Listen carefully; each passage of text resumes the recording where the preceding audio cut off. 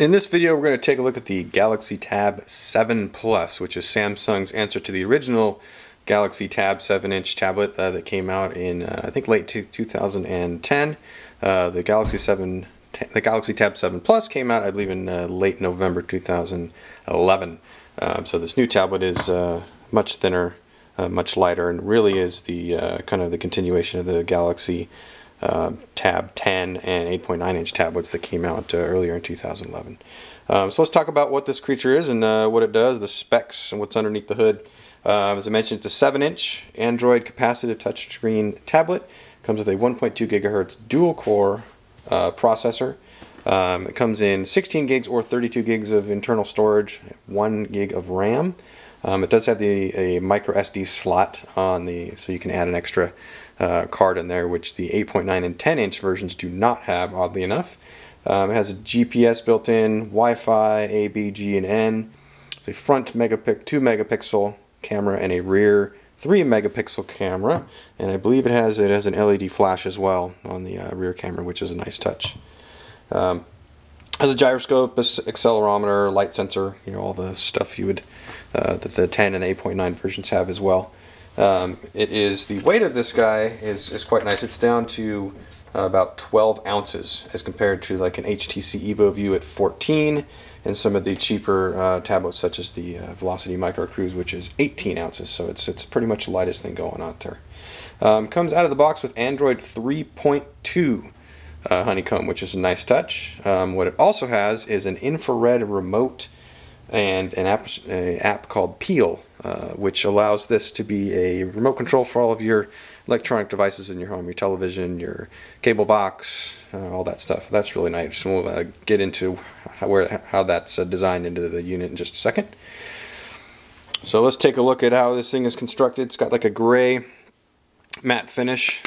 It looks kind of aluminum. I don't know if you can see it. They've kind of got these little stripes in there, so it has the appearance that it's aluminum, but it really is just a plastic cover. So you've got obviously you can see on the back, you've got your camera, your LED, and it's really quite thin, as you can see here. It's a little bit actually thinner than the 10-inch tablet, but they probably just had to get more goodies in with a smaller container here. So let's go look on the top. You've got your headphone jack. On the side here, we've got our power on-off switch and your volume rockers up and down. And right here, I'm not sure if you can spot that, but that's where your little infrared sensor is on this guy, so you can do your remote control application there, the Peel app. On the bottom, you've got your 2 speakers, one here, one there, and your little docking port. And over here on the other side, there is a little micro SD cap. You just pop that open, and you get access to put in your expanded micro SD storage in there. So really, it's quite nice, and as you can see, it fits easily in the hand. No issues at all if you want to hold it with one hand and do everything else with the other. So really lightweight, easy to utilize. So let's take a look and see how these things actually function here. Got to turn on our power button, slide this little ring there, and voila, you're into the machine here. As all the other tablets, you can rotate it and it will adapt with you, and you can see the buttons here for your turn, your home. They all go with you. They go along for the ride, which is nice. So, which is something you would expect pretty much in every tablet that comes along nowadays. So, and you notice this is as soon as you get into the Honeycomb, no more soft keys. You have the navigation keys within the user interface right here inside the screen. I'm not sure if you can quite see them. There they are, right down there, and they'll rotate right down to here when you flip the screen over.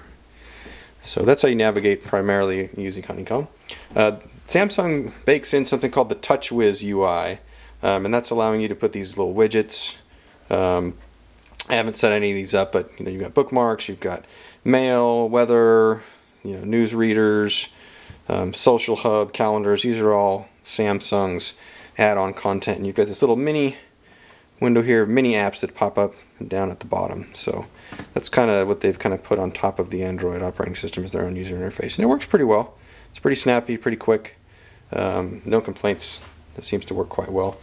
The response on this thing is fantastic. There's almost no lag between when you touch a screen and when something happens. So that's really nice. So even if you've got all your normal applications, this is the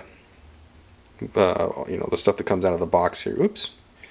I haven't actually, this is completely stock here, so I haven't actually added or deleted any of the applications. So obviously you get your Gmail and your POP email, your Google Maps, everything you would expect. So let's take a look at the browser.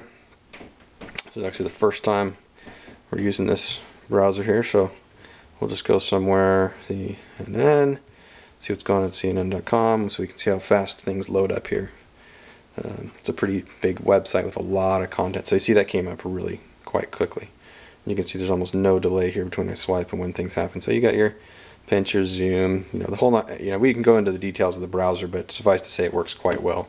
It does have full flash support, embedded flash as well within the browser. Let me see if we can get lucky here and see if CNN will serve us up a little video over here on the side. Okay, it's loading, but anyway, it does support flash, obviously with the Honeycomb operating system, and then the browser itself also will support it embedded. Let me see if I can, if I can keep from dropping it. So there's your movie down here in the corner. It's out of focus, but there we go. You can see some animation going on there.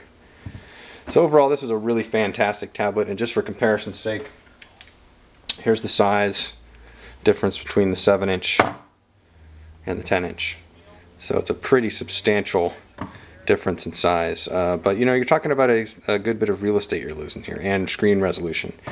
I think this one's only 1028 by 600 on the 7-inch, so that is kind of a bummer. The 8.9 and the 10-inch have a significantly larger resolution, so you get a lot more real estate on this, or excuse me, a lot more content on that real estate as well. So, but if you're looking for something that's nice and small, and you want to fit it in one hand, this is a pretty substantial difference here between the 7-inch, what I've got on my right hand here. And then you can see the thicknesses. It's hard to tell, but the 7 is just a slight bit thicker than the 10. So I'm not sure what button I just hit, but that works out pretty well for me because we get the little logo on the screen. So that pretty much does it in a nutshell for the Samsung Galaxy Tab 7.0 Plus.